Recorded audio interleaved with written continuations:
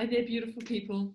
So welcome. Today is day 3 and session 3. So the topic is who's who in the plant-based medical world.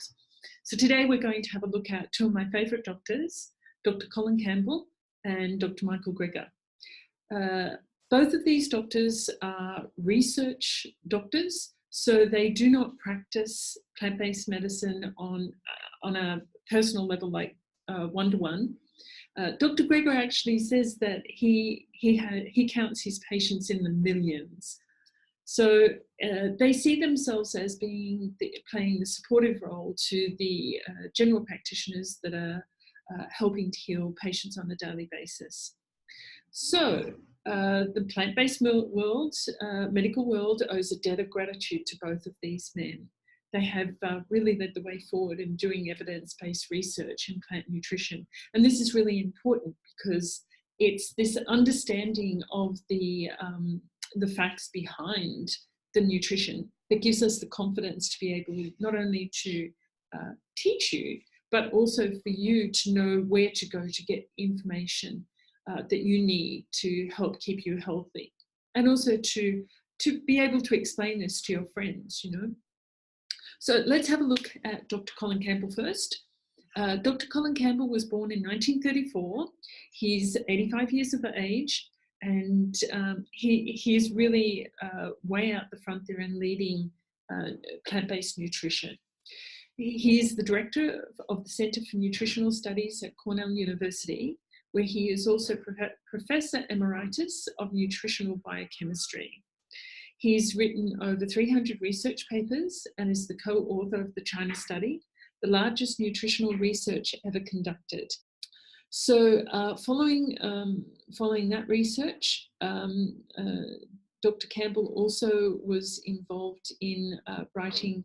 He's also wrote the Low Carb Forward and another book called Whole, Rethinking the Science of Nutrition.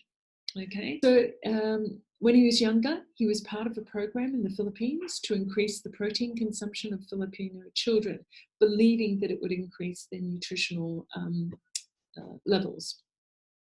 Unfortunately, it was very surprising. Many of the children subsequently died of cancer as a result of this increase in protein intake. So when Dr. Campbell's paper from the research he had conducted showed that protein, especially from animals, was a causative factor in a number of degenerative diseases, including cancer, initially his work was rejected by his peers. It was seen as way too controversial. After many, many years and a lot of hard work, which also included the research that he did in China, his work gradually became more recognized. Dr. Campbell was very concerned about this fact that we had gone off on the wrong tangent with nutrition and with medical studies, and that we were encouraging people to eat more protein. And how did this play out in our community? The animal agricultural industry just boomed.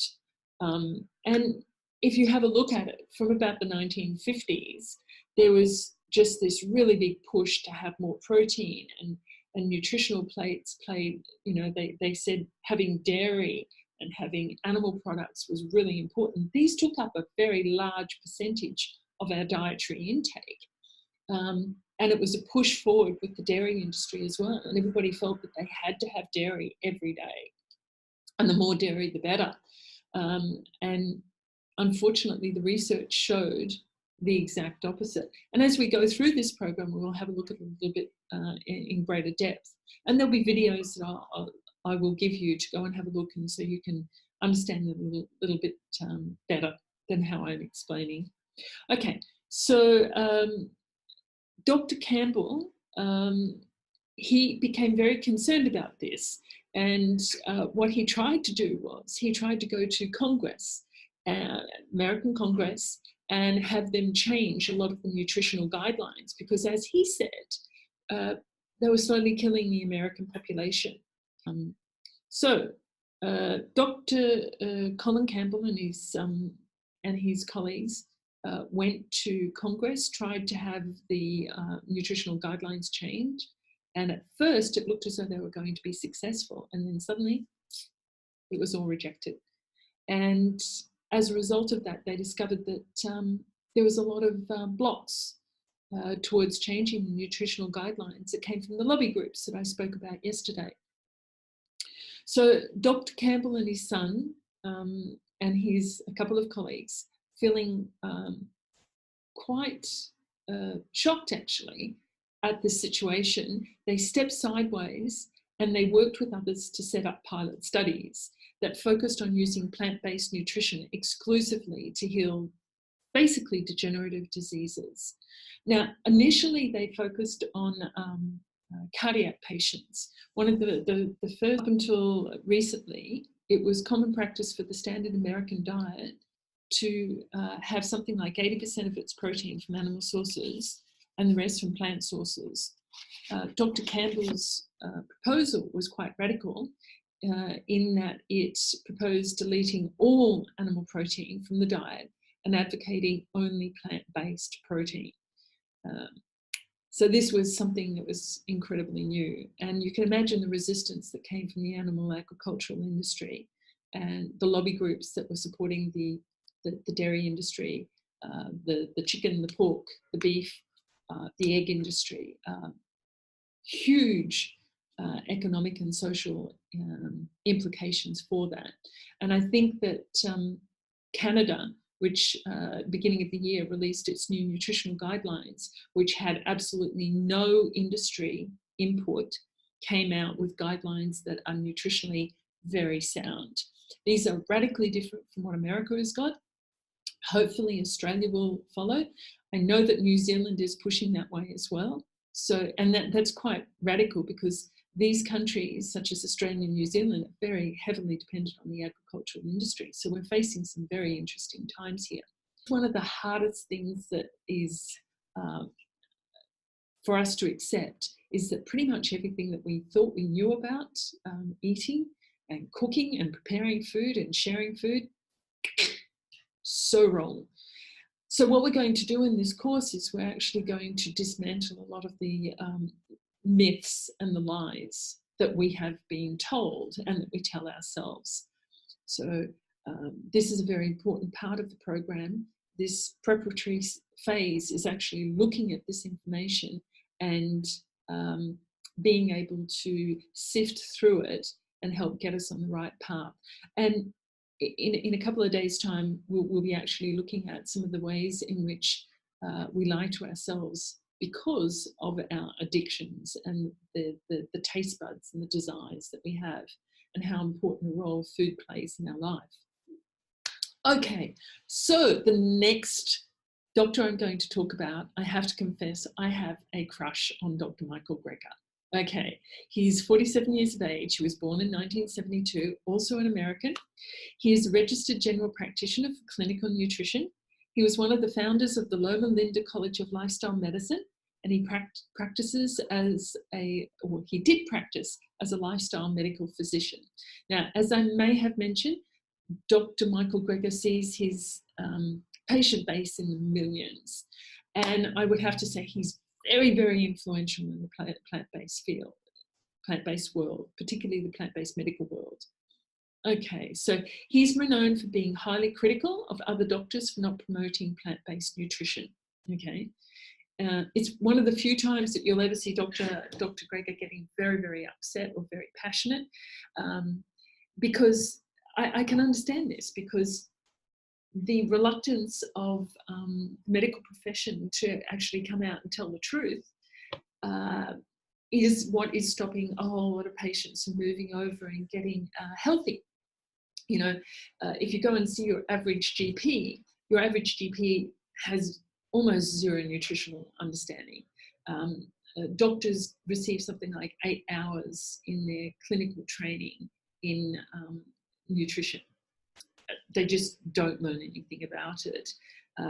It is very, very sad, because this separation of nutrition from medical teaching means that the doctors don't know, and they pass on their lack of knowledge and their ignorance to their patients. It's just really quite sad. Okay, so Dr. Brecker is the solution to that. He is the author of How Not to Die, a book I highly recommend. It's very easy to read. I do have a copy of it, so if you need a copy of it, you can contact me. He has written another book called the How Not to Die Cookbook, which is also available. And he is about to release a new book called The How Not to Diet. And we're all looking forward to that book. Now, Dr. Brecker, as I've mentioned, is highly critical of the conflicting advice and the evidence that is circulated as fact.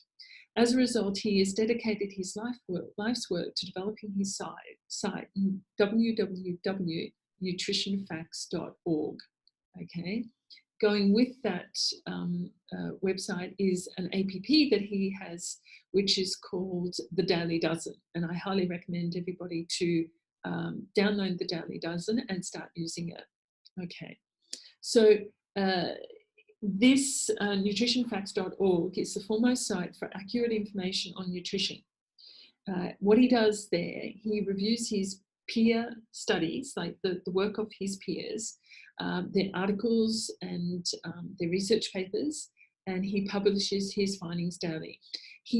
Dr. Brecker does something like 100 interviews a year. He's widely quoted. Just recently, I watched a couple of famous YouTubers that I follow on plant-based nutrition. They also interviewed him. I think it was Mick the Vegan. There was another one, the one that's operating out of London, Plant-Based News.